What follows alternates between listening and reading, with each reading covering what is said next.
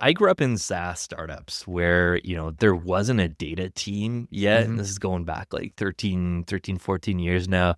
Data didn't really have an owner at that time. Like the technical tracking components of data, customer data, and like the product to marketing tool integrations were a mix of ownership between the engineers that were building the product Right. and the marketing team that was, using an iPaaS tool or trying to dive into API documentations and make sense of like REST APIs to connect stuff together.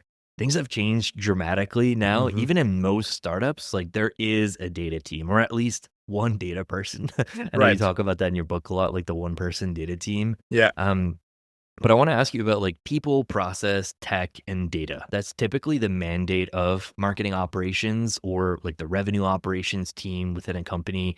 The data component is really interesting there because in some companies I worked at, marketing is like marketing data is owned by marketing operations. But in Hmm. a lot of other companies, bigger companies specifically, it's fully transitioned to a central data team. They own BI, they own all of analytics. If you're the marketer and you want to build a new dashboard or track a new metric, you have to log a ticket.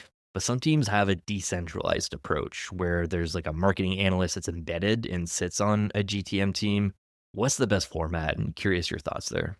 Yeah, I mean, I think that is a good question, but there is unfortunately not a one size fits all answer to it, right? It really depends on an organization, on the maturity, on the culture of an organization, on what is the right setup. But normally, I would say, right, wherever the decisions are being made, try to be as closely as possible there, right? But you have to balance that proximity to the business decisions and the actions that you're taking to improve the business with consistency and managing equally all of the data efforts that are happening, right? And this is the usual trade-off between centralizing or decentralizing your data people and data experts into either all being centralized and being consistent with each other, but then having that hurdle to actually work with the business because they're so far away from them, Mm. or everyone sits in the different business functions, but they never talk to each other. So all data experts do whatever they want and it's chaos. So finding that balance is really hard, right? And I think basically trying to then intentionally find the right balance is the right thing. However, I think the only right thing to consider, and I talk about that in my book, right, is more about the mindset itself rather than actually where you sit and what the operating model is, right? As long as you have shared goals, it really shouldn't matter in what function you're sitting or what team you're sitting. But if you have goals that are shared and everyone contributes to the same goals, then it's in everyone's interest to work together, right? And then you don't have to use it as an excuse anymore, right? To say I sit in a different team or I sit in the same team to justify not collaborating or collaborating. You just want to collaborate anyway because it's the right thing to do, right? You cannot do it alone anyway. So let's team up.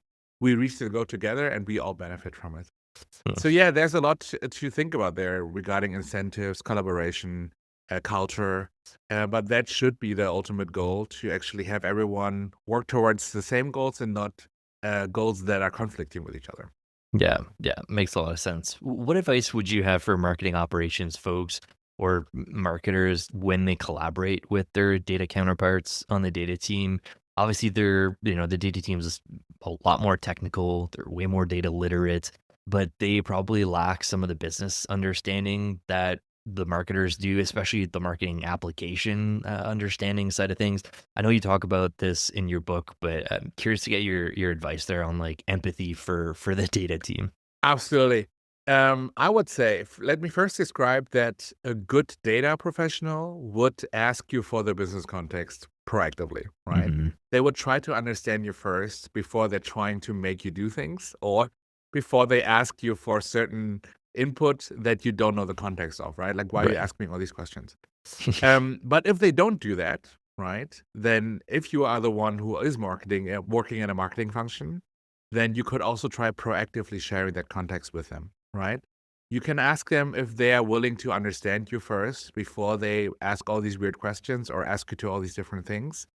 You would wish for them to understand you first, so then they know what you're going through and what your day to day looks like. So you speak at least a little bit the same language, right? And this is, as you rightfully pointed out, about empathy, right? It's not me against you and not having the intention of why are you against me and why are you doing all of these things to me, but rather let me try to help you understand me, and I want to understand you too. And if we understand each other, then we can work together no matter what, because at least we get each other now, right? But that's a much more human thing than anything. It's not even just work related. It's generally, if we understand each other, we just work together better, right? Having just shared passions for things, having a common understanding, that's just very normal. And it's basic human connection that we want to have.